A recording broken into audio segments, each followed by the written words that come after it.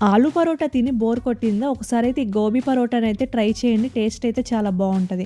First అయితే hot వాటర్‌లో కాలీఫ్లవర్‌ని ఒక 10 మినిట్స్ సోక్ చేసుకోవాలి. ఈ గ్యాప్‌లో మనం చపాతీ చేసుకుంటానికి డౌని ప్రిపేర్ చేసుకోవాలి. చపాతీ డౌ అనేది చాలా సాఫ్ట్‌గా ఉండాలి. 10 మినిట్స్ తర్వాత ఈ కాలీఫ్లవర్‌ని కోల్డ్ వాటర్‌లో తీసుకోవాలి. ఎందుకంటే ఓవర్ కుక్ అవ్వకుండా ఉండడానికి. ఇప్పుడు ఈ కాలీఫ్లవర్‌ని గ్రేట్ చేసుకోవాలి. ఇప్పుడు కర్రీ ప్రిపేర్ చేసుకుంటానికి ప్యాన్‌లో 2 స్పూన్స్ ఆయిల్ వేసుకోవాలి. ఆయిల్ హీట్ అయిన తర్వాత జీలకర్ర, కరివేపాకు, పసుపు వేసుకోవాలి. తర్వాత గ్రేట్ చేసిన కాలీఫ్లవర్ వేసుకొని 2 మినిట్స్ ఫ్రై చేసుకోవాలి. దాని తర్వాత సాల్ట్, కారం వేసుకొని ఫ్రై చేసుకోవాలి.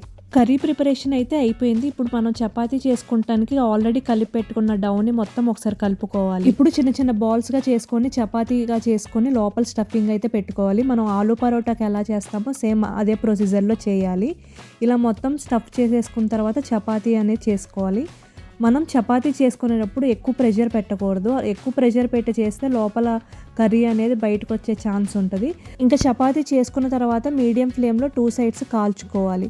అంతే, ఎంతో టేస్టీ అయిన గోబీ పరోటా అయితే ప్రిపేర్ అయిపోయింది. మీరు కూడా ఒకసారి ట్రై చేసి ఎలా ఉందో కామెంట్ సెక్షన్‌లో చెప్పండి. వీడియో నచ్చితే ప్లీజ్ సబ్స్క్రైబ్.